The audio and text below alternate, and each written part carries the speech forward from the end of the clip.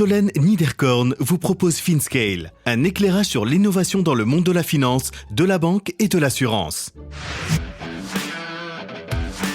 La FinTech qui s'attaque à la face nord des ERP. Pauline Glickman, CEO et cofondatrice de Payflows. C'est une surcouche ERP. On peut l'appeler une surcouche ERP qui, en fait, prend à SAP ou à NetSuite les modules qui vous vendent traditionnellement en plus et qui se connectent nativement à toute la comptabilité, toute la suite, et notamment à la brique comptable qui est fondamentale. Dans mes épisodes sur le CFO Stack, nous explorons souvent les directions financières des TPE et PME. Aujourd'hui, avec Pauline, nous nous penchons sur les besoins spécifiques des CFO en ETI.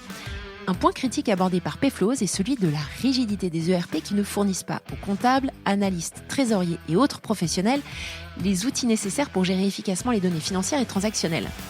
Cette gestion se heurte à des défis concrets, comme la difficulté à produire, analyser et partager les données financières, la diversité des sources de données, la multiplication des systèmes et leur manque de connectivité.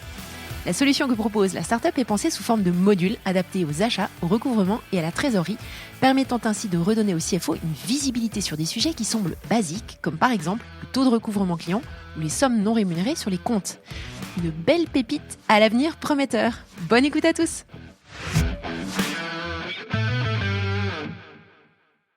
Bonjour à tous, bonjour Pauline. Bonjour Solène. Merci de me rejoindre pour replonger dans le CFO Stack pendant une demi-heure. Merci pour ton temps. Merci pour l'accueil. Bah écoute, toujours dans mon petit café sympathique. J'excuse le bruit de la machine à café en fond là qu'on entend. Pauline, est-ce que tu pourrais brièvement te présenter à notre audience, s'il te plaît? Absolument. Du coup, je m'appelle Pauline Glickman. J'ai 33 ans et j'ai toujours travaillé en tech. D'abord chez Airbnb pendant 5 ans dans 4 bureaux différents.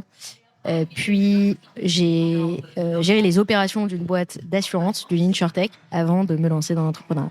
C'était chez Luco, hein? C'était chez Luco. Ok, ça marche, parfait. Donc plutôt opération. Pas trop de direction financière, si? Plutôt opération, mais mon premier job était d'être data analyst. Donc toujours avec une forte composante analytique. Et mes rôles en Ops étaient souvent très strat, où j'ai été le chief of staff de plusieurs dirigeants et avec une forte composante data. D'accord, parfait. Alors, on va revenir dans le CFO Stack, mais plutôt, on va s'élever un peu au niveau des ETI, parce que j'ai fait plutôt les TPE, PME. Donc là, vous vous attaquez à un autre type de pain point que j'aimerais que tu nous détailles, et ça m'intéresserait de savoir pourquoi vous avez envie de résoudre ce pain point. Donc, déjà, première question, est-ce que tu pourrais nous expliquer un petit peu la difficulté à laquelle vous vous attaquez et ce qui t'a motivé, toi, personnellement, réellement, à te lancer sur ce steak qui est quand même assez gros? Ouais, c'est un bon morceau. Nous, ce qui nous a beaucoup intéressé, c'est qu'effectivement, comme tu le décrivais, la TPE et la PME ont été bien attaqués par les acteurs modernes, que ce soit Penny Lane, que ce soit Agicap, que ce soit Libéo. Ils ont produit des solutions pour les toutes petites boîtes. Ce qui nous a beaucoup intéressé, c'est qu'il y a un moment, les boîtes, elles ont multiplié leur nombre d'entités, elles ont augmenté leur nombre de salariés. Et à ce moment-là, il se passe presque toujours la même chose, c'est qu'elles sont obligées de passer sur l'un des ERP traditionnels. Souvent, alors ça dépend des géographies, mais en France, c'est beaucoup de NetSuite. En Allemagne, c'est beaucoup SAP. Dans les Nordiques, c'est plus Microsoft Dynamics. Mais grosso modo, c'est ces 6 ERP traditionnels qui deviennent le socle de leurs données financières, que ce soit la donnée comptable, mais aussi la donnée de gestion. D'accord. Et ces players-là, ils ont tous plus de 25 ans. Ils sont relativement... ils sont vieillissants. Vétustes, c'est un bon mot. Ils sont vieillissants, mais leur grande force, c'est qu'ils sont extrêmement complets et que les répliquer, c'est difficile. Donc, fondamentalement, le problème qui nous a intéressés, c'est que au moment où la boîte scale et la boîte gagne en complexité, ça devient difficile de produire, d'analyser, de partager de la donnée financière. Et ça se manifeste assez simplement par le fait que ça devient difficile de répondre à des questions qui peuvent sembler simples. Des questions comme combien on a déjà dépensé cette année, combien on a déjà engagé cette année, c'est quoi notre taux de recouvrement client et comment il évolue dans le temps. et combien d'argent on a sur nos comptes qui dort et qu'on pourrait faire rémunérer. Ça semble des questions évidentes et pour une petite boîte, c'est assez facile à répondre. Pour une boîte qui grossit, ça devient assez compliqué. Et la personne dont tu parles, c'est quoi? C'est le comptable qui fait de la compta analytique, c'est le CFO, c'est toutes ces personnes-là en même temps? Alors nous, nos clients, c'est une équipe. C'est une équipe finance qui reporte au CFO et qui a souvent plusieurs acteurs. Un des acteurs, et on reviendra là-dessus plus tard, mais notre solution, c'est une suite de modules et chaque acheteur a son module en quelque sorte. Mais notre équipe client, elle a toujours un trésorier ou quelqu'un qui a la fonction de trésorier. Ouais. Elle a un responsable achat qui a comme mission de structurer le processus d'achat de la boîte. Et elle a, alors souvent c'est un comptable client qui est en charge du recouvrement du cash collect, souvent c'est appelé. Et le CFO supervise tout ça. Il y a une équipe dont j'ai pas parlé qui s'appelle en France le contrôle de gestion ou le FP&A, qui elle travaille plutôt sur Excel, mais dont la donnée, la source de la donnée, dépend de toutes ces autres équipes. D'accord. Cette problématique, comment est-ce que tu dis on, c'est qui et c'est quand et c'est comment et c'est pourquoi? Alors, tu dis on, c'est toi et ton associé? Ah c'est, oui, oui. Ah oui. Pourquoi? Alors, j'allais juste terminer sur un point, mais moi et mon associé. Alors, c'est une équipe de 20 personnes maintenant et qui a commencé effectivement avec mon associé qui était aussi qui travaillait aussi dans notre boîte précédente. Et on a eu la chance d'avoir 3 personnes qui nous ont suivis immédiatement. Mais vous aviez l'idée? Comment ça vous est tombé dessus? C'est en parlant avec... Non, c'est une bonne question. Non, l'idée, elle est venue... On savait que le secteur, c'était la CFO Stack. On savait que les TPE et les PME, on trouvait que ça avait été bien attaqué. Et ensuite, on a pris 2 mois pour interviewer tous les CFO. On a contacté autant qu'on pouvait pour essayer de comprendre le pain de la façon la plus exhaustive possible. Mais ce pain-là, vous l'aviez identifié, vous, en tant que... On avait, je pense, une intuition, ouais. Mais il fallait qu'on l'articule. D'accord, parfait. Il fallait qu'on l'articule et qu'on la creuse. D'accord, donc vous avez fait ce travail de recherche et puis vous êtes lancé. Et alors, quand on se lance sur un sujet comme ça, comment est-ce qu'on se met à développer par quoi est-ce qu'on commence en définitive? Parce que c'est juste gigantesque. Ouais, c'est gigantesque. Et en fait, nous, on a tout de suite pensé en modules. Donc, on a le module trésorerie, le module achat, le module order to cash. Et en fait, on s'est toujours dit qu'on lançait le module suivant quand on avait assez de signaux sur le précédent. Et donc, nous, on a C'est quoi? C'est une couche UX entre SAP Exactement. C'est une surcouche ERP. D'accord. On peut l'appeler une surcouche ERP qui, en fait, prend à SAP ou à NetSuite les modules qui vous vendent traditionnellement en plus et qui se connectent nativement à toute la comptabilité, toute la suite, et notamment à la brique comptable qui est fondamentale. D'accord. Donc ça veut dire que tu dois créer une couche ERP qui puisse s'adapter autant à NetSuite qu'à Microsoft Dynamics, qu'à SAP, etc. Absolument. Absolument. C'est le challenge. C'est de faire cette surcouche et cette orchestration. Alors, la bonne nouvelle, c'est que ils ont beaucoup convergé les uns vers les autres et que les objets qu'ils utilisent sont souvent les mêmes. Il y a toujours, pas parce que ils sont adeptes les uns des autres, mais parce que c'est finalement des mécanismes comptables et que du coup ils ont créé des infrastructures qui sont similaires. Il y a toujours, si on prend la brique achat, un purchase order. Ce purchase order, il sert notamment à gérer et à automatiser la gestion des FNP. Il y a toujours une facture, un objet facture. Et il y a toujours un objet paiement. Il a des noms différents dans les différents ERP, mais il y a énormément d'overlap et ça nous a permis de faire un service au-dessus qui est générique. D'accord. Donc ça, c'est l'idée de départ. Vous avez donc commencé à lancer certains modules. Comment est-ce que, et ça c'est toujours la problématique de transformation de ces grosses boîtes, quand tu es une petite TPE, une PME, finalement de passer de tel, je sais pas, de ton outil bancaire à, je ne sais pas, Penny Lane pour le citer, c'est relativement facile. Quand tu pars dans des organisations avec des processus d'achat qui sont hyper complexes, qui aura pris beaucoup de temps, etc., tu sens que tout le monde a un peu sué, tout le monde en a marre? Comment est-ce que tu parviens à convaincre les équipes achats, les équipes des personas, sachant que tu t'adresses à différents types de personas, ou alors est-ce que c'est le CFO? Par quoi tu attaques?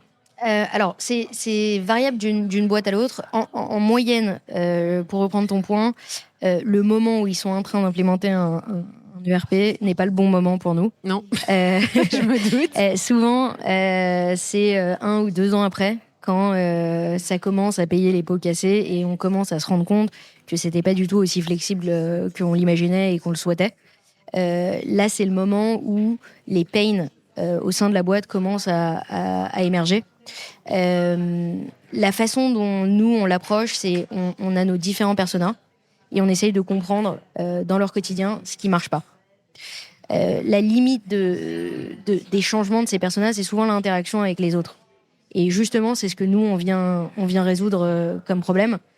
Donc on a une force dans le cycle de vente qui est de faciliter le passage de j'ai un pain et j'ai trouvé une solution à mes stakeholders sont on board, parce qu'en fait ça casse rien chez eux. D'accord. Petite question, est-ce que vous êtes une boîte cloud-based, j'imagine? Alors je ne suis pas comptable, très très loin de moi, de mon quotidien, mais j'imagine qu'il y a quand même pas mal de solutions et de RP qui sont on-premises. Donc comment est-ce que vous allez gérer la complexité d'avoir un ERP, une couche logicielle dans le cloud versus un système qui tourne en local? Alors, la bonne nouvelle, c'est que... On entend le shaker du barman. Il est à fond. Hein. Ouais. La bonne nouvelle, c'est qu'il y a... le Covid a fait passer énormément de boîtes sur le cloud. Okay. Effectivement, nous, on est on cloud. Le fait d'être on-premise n'empêche pas la connectivité, en réalité.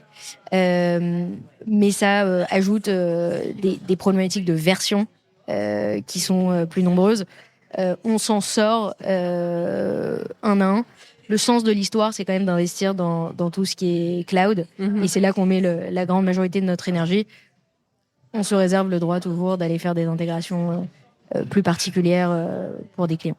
Alors ça semble d'une complexité extraordinaire, parce que j'imagine que tu as une multitude d'API mises à disposition et exposées par SAP, par celle qu'on vient de citer tout à l'heure. Comment tu maintiens l'existant? C'est toujours un peu la question que je pose à ces couches logicielles que tu as entre des gros mastodontes comme ça et des PME. Comment est-ce que vous avez facilité cette mise à jour continuelle des API? Ouais, en réalité, il y en a 6 des API qu'on utilise, donc ça reste un nombre complètement raisonnable. En fait, contrairement, encore une fois, c'est une histoire de segment. C'est contrairement au segment SMB qui a une long tail de beaucoup d'outils divers et variés. Comme je te le disais tout à l'heure, les boîtes de cette complexité ont finalement très peu d'options. Et c'est ces 6 players qui ont tous des API et des systèmes, des logiques relativement similaires. Et alors, par rapport à... Donc, j'ai reçu pas mal d'entrepreneurs que tu as mentionné précédemment, dans cette typologie de start-up ou de scale-up, dans ceux qui commencent tout doucement à aller pénétrer le monde de l'ETI et de la grosse PME. Quel est votre competitive edge par rapport à eux? Je pense que c'est fondamentalement d'avoir pensé la plateforme comme une plateforme pour ce segment plus gros, avec de la complexité. C'est moins simple qu'on ne le pense de faire évoluer un produit pensé pour du SMB vers de l'ETI. Il y a finalement, quand on regarde, assez peu d'exemples où ça a marché. Et l'inverse est vrai aussi. Ouais, tout à fait. Parce que ça implique des logiques d'infrastructure qui sont fondamentales. Ça ne veut pas dire qu'il n'y en a pas un qui y arrivera, mais on voit aux États-Unis, par exemple, il y a Brex qui a essayé de s'émanciper du SMB pour remonter la chaîne. C'est complexe.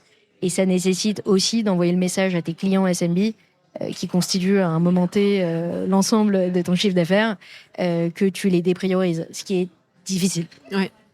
Alors, vous avez déjà des clients, vous avez... j'ai fait mon homework. Swile, Rizocar, qui a été racheté par le groupe Société Générale il y a 2 ans, Qu'est-ce que vous avez typiquement déployé pour eux et comment vous y êtes pris? Est-ce que ce sont des design partners ou est-ce que vous avez vraiment fait quelque chose d'assez standard pour eux comme vous les auriez pensé pour un autre client? Ouais, c'est une bonne question. Alors, ça dépend, mais pour beaucoup d'entre eux, c'était des design partners. C'est-à-dire qu'on a commencé à travailler avec eux avant même d'avoir un produit. Et on a exploré leurs besoins, leurs pains dans le quotidien. Et au fur et à mesure, c'est devenu des clients payants.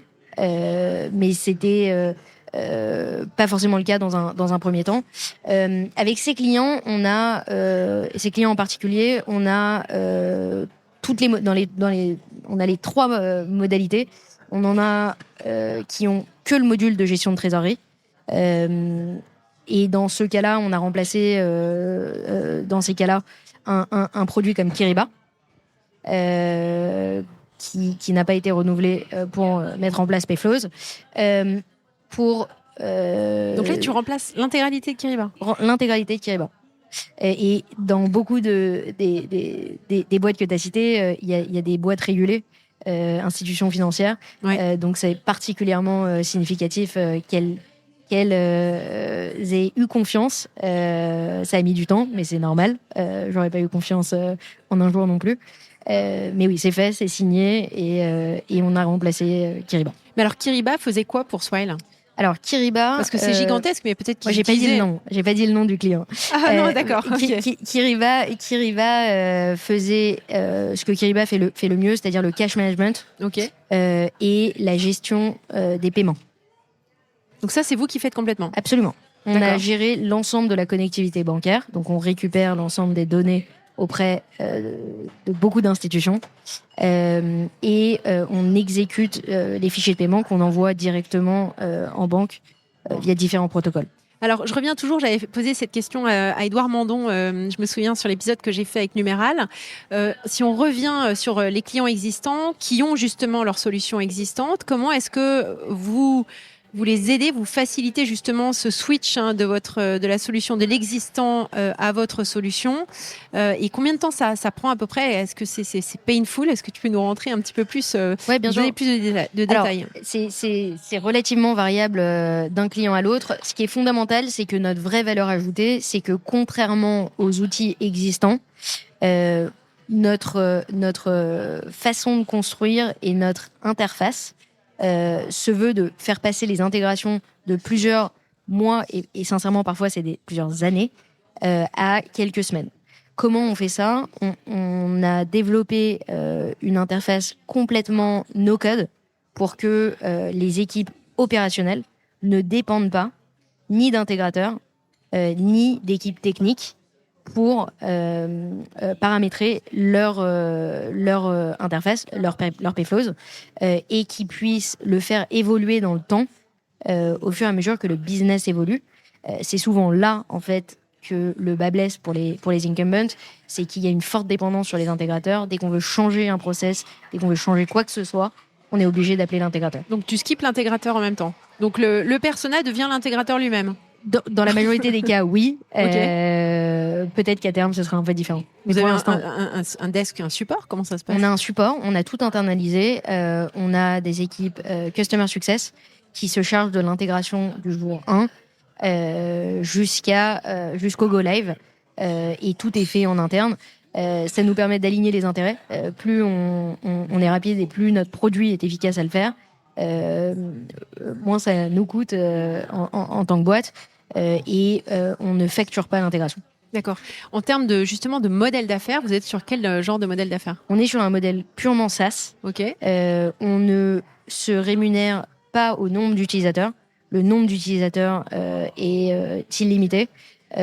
On facture par entité juridique et nos boîtes nos clients ont souvent plusieurs entités. D'accord.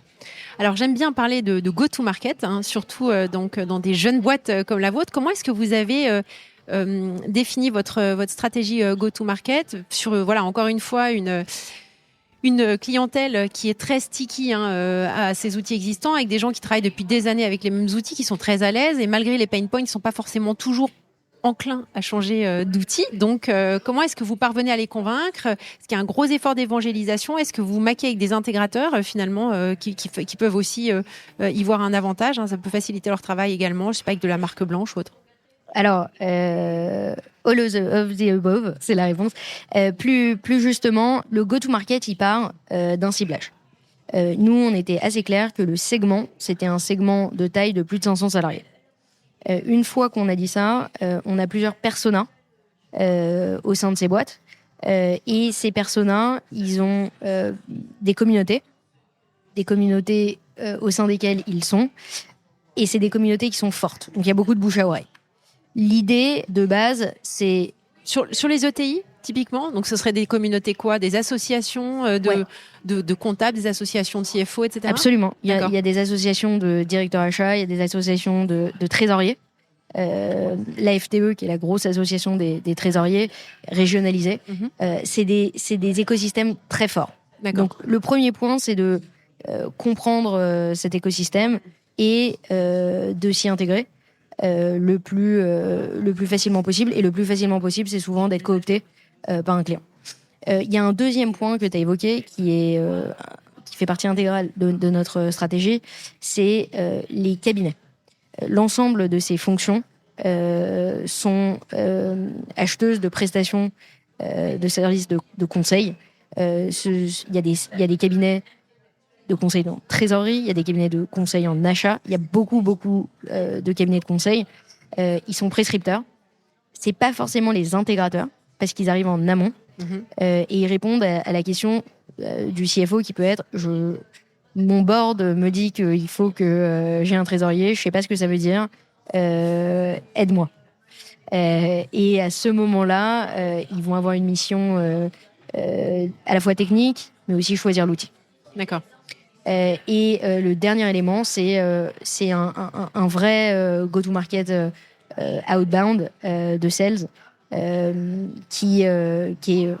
moi je vois comme étant un vrai produit qui s'optimise dans le temps et qui consiste à aller chercher les boîtes target dans les segments qu'on a définis. Et pas les intégrateurs. Tu les skips? Alors, c'est pas qu'on les skip, c'est que à ce moment-là, au moment de l'intégrateur, souvent le produit a déjà été choisi. Ouais. Donc, il y a intérêt à les avoir dans une communauté, mais dans le cycle de vente, un petit peu moins. Et alors, votre relation avec, donc là, les solutions dont on a parlé tout à l'heure, les ERP, ça c'est clair, mais tous les nouveaux entrants, les startups qui justement commencent à grandir et pénétrer le marché dont on parlait tout à l'heure, est-ce que vous avez des relations particulières avec elles, d'intégration ou pas? Tu penses à des boîtes en particulier? Ouais. Bah, je sais pas. Ouais. Alors, ces boîtes en particulier, encore une fois, ça dépend du segment. Des boîtes comme Penny Lane, des boîtes comme Conto, des boîtes comme Libéo, des boîtes comme Agicap. Nous, on ne se voit pas comme étant concurrents. On n'a pas forcément vocation non plus à être partenaire parce qu'on travaille pour des segments de marché différents. Ouais. Le seul caveat à ça, c'est Conto. Conto, on a intégré leur API parce que c'est une banque. Et en fait, nous, on est exhaustif sur le monde bancaire et des PSP. Ouais. Et donc, clairement, de ce point de vue-là, c'est un partenaire. Top. Alors, tu rentres dans des sujets que tu connaissais pas du tout quand tu es arrivé, parce que tu étais dans l'assurance. Airbnb, tu n'étais pas forcément non plus dans ce secteur-là. Comment est-ce que toi et ton associé, ou peut-être que lui venait de ce milieu-là, comment vous êtes immergés dans ce monde-là? Est-ce que vous avez vraiment, je sais pas, passé du temps avec les équipes financières? Ça m'intéresserait que tu nous livres un peu les coulisses. Je te rassure, mon associé Joseph vient du monde de la banque. D'accord. Okay. Et dans une vie passée, il a participé à une PME familiale où, pour le coup, le RP était son quotidien. D'accord. Donc, il connaissait très, très bien ce monde. Comment est-ce qu'on a appris? Je pense qu'il y a rien de mieux que s'immerger auprès de clients et qui, à ce moment-là, sont des design partners et qui se disent que on a l'air de régler des problèmes, on a l'air de comprendre des problèmes et que s'ils passent un petit peu de temps avec nous, on va peut-être réussir à résoudre les leurs. Je pense que ça a plutôt bien marché. Ça nous a permis d'interagir avec des profils différents. et de comprendre en fait toute la chaîne de valeur de la finance.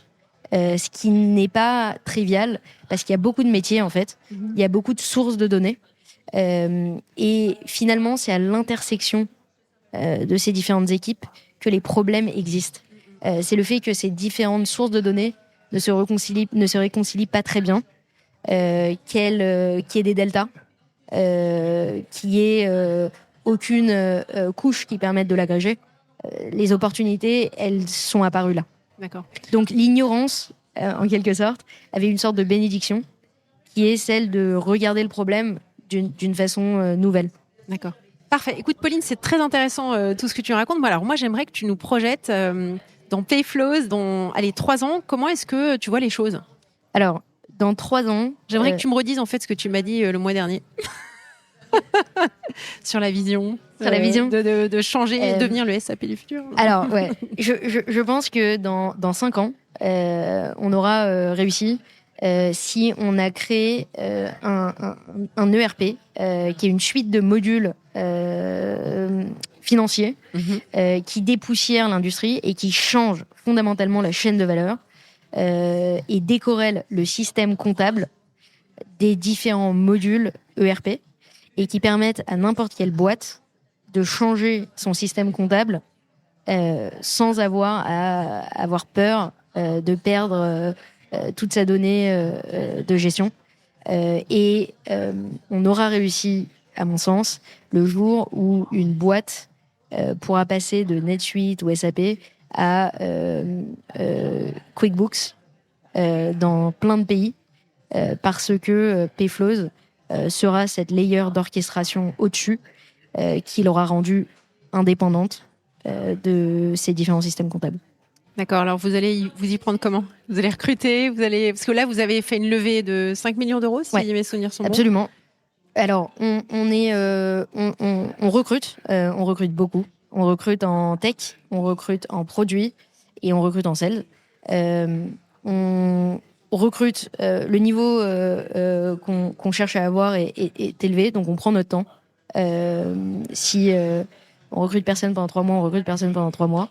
Mais on cherche des ingénieurs exceptionnels qui ont envie de travailler sur des problèmes d'infra complexes et de se challenger sur une industrie qui n'a pas beaucoup été challengée depuis longtemps. D'accord, parfait. Et attends, et un petit mot sur les investisseurs ou pas du tout ? Ouais, c'est peut-être trop tôt, non ? Trop tard. Hein, non, on peut parler. Wow. Nos investisseurs, nos investisseurs, c'est Rebit Capital et Headline. Rebit, ils ont très peu investi en France. Je pense qu'on était un de leurs premiers deals en France. Ouais, ok. Ils sont basés où ? Ils sont basés à San Francisco. Ok. Et ils ont la particularité de ne faire que de la fintech. Et ils ont développé un portefeuille assez incroyable parce qu'ils ont Coinbase, Revolut, MyHippo, sur toute la chaîne finance, ils ont vraiment un des plus beaux portefeuilles que j'ai vu en fintech. Ouais. Et ils investissent très peu aussi en early stage, en seed, pré-seed. Donc on a eu l'honneur de les avoir. Et c'est une super équipe. Très, très impressionnant. Top. Quel bouquin tu nous recommandes avant qu'on se quitte ? Alors, c'est pas un bouquin très lié à ce que je fais, mais je suis en train de le lire et je le trouve assez fascinant. Il s'appelle Slouch Towards Utopia. C'est un bouquin d'économie qui analyse comment on a pensé que le 20e et 21e siècle serait exactement ce qu'on a eu envie et que finalement on est assez déçus. Et qui analyse d'un point de vue analytique ce que ça veut dire pour le futur. C'est un prof d'économie à Harvard qui est fascinant. Top, merci Pauline. À bientôt. Merci à toi. Merci à tous pour votre écoute. Je suis ravie d'avoir partagé ce moment avec vous. N'hésitez pas à me contacter sur Twitter ou LinkedIn pour me faire part de vos commentaires ou de vos réactions. Et je compte sur vous pour noter cet épisode sur vos plateformes de podcast préférées. À la semaine prochaine.